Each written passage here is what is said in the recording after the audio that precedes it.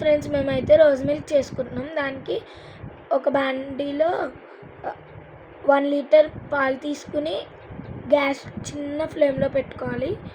నేనైతే చూడండి ఎట్లా కలుపుతున్నానో దాంతో. ఇది బాగా త్వరగా పట్టాలి.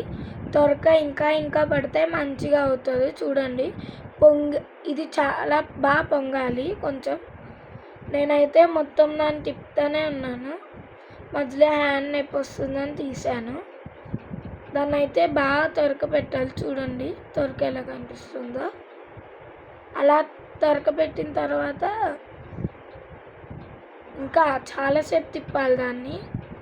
అది పొంగే వరకు తిప్పాలి. ఆ తర్వాత ఒక బాండీ తీసుకుని అందులో వాటర్ వేసుకుని సేమియాలు అందులో వేయాలి. సేమియాలు వేసి కొంతసేపు సేమియాలు ఉడికిన తర్వాత తీసి వడకట్టుకోవాలి వాటర్. దాని సైడ్ అదిగోని చూడండి సేమియాలు ఉడికినాయి. సేమియాలు అయిపోయిన తర్వాత ఒక దాంట్లో వడకట్టుకోవాలి సేమియాలు.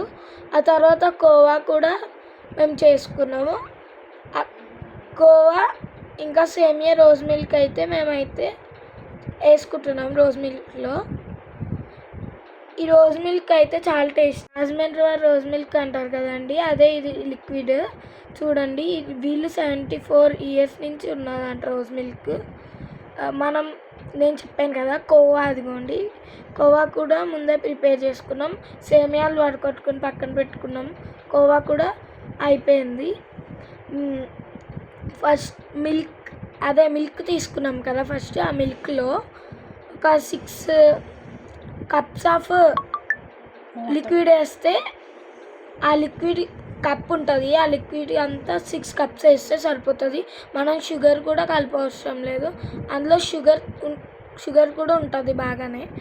మీరు ఎవరైనా కానీ ఇది ట్రై చేస్తే మీకు తగినంత వేసుకోవచ్చు. మేమైతే షుగర్ వేయలేదు, ఇంకా దాంట్లోనే షుగర్ ఉంటుందని. ఇంకా కొంచెం లిక్విడ్ వేసుకుని మిక్స్ చేసుకున్నాం మేము. ఆ తర్వాత మాకు నచ్చినట్టు కొన్ని గ్లాసెస్ తీసుకుని అందులో ఎవరికి ఏ టేస్ట్ కావాలంటే కోవా కావాలంటే కోవా, లేదా అన్నీ కావాలంటే అన్నీ వేసి ఫస్ట్ అయితే కోవా వేసేయాలి. ఆ తర్వాత సేమియా, ఆ తర్వాత అయితే కొంచెం లిక్విడ్ వేసారు మా మమ్మీ. కొంచెం అయితే లిక్విడ్ వేసారు.